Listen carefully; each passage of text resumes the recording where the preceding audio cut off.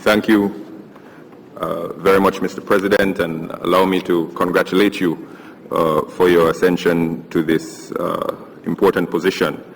I would also like to thank the Credentials Committee for their report, which was contained in document A66/360.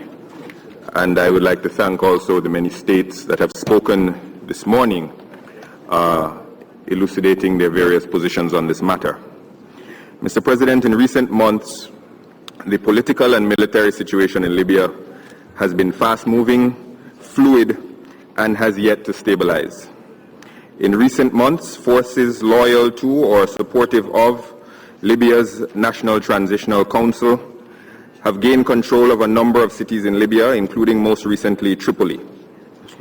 However, a number of cities remain outside of the control of the NTC, and military action continues today as we speak. Given this fluidity and uncertainty on the ground, and the fact that neither Saint Vincent and the Grenadines nor the wider international community has had the benefit of a report on the recent relevant developments, my state has not considered itself to be in a position or in possession of sufficient factual data to extend recognition to the NTC at this point in time. Similarly, no state in our sub-region has yet to formally recognize the NTC, or indeed to even discuss the issue with a view to seek a coordinated policy on this matter. Such a discussion is in fact scheduled for the very near future. As such, we view this current recommendation by the Credentials Committee to be somewhat premature. Accepting the recommendation at this time and without consideration by our regional and national authorities would be to substitute the judgment of the committee for that of our own governments.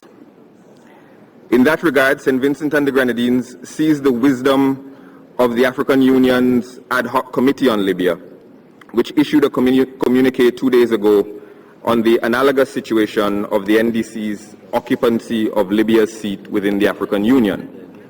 In that communique, the AU's committee approach was to first request, and I quote, as early as possible, a report covering all recent developments in order to allow the government of the NTC, which is soon to be formed, to be seated within the AU.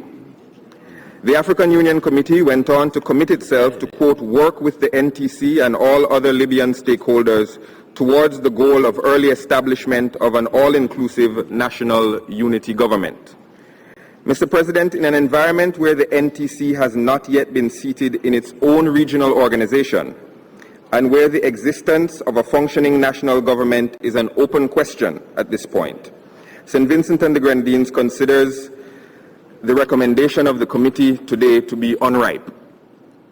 With an appropriate pause to properly reflect on the realities on the ground, I am sure that this Assembly could have and would have come to a consensus position on this issue.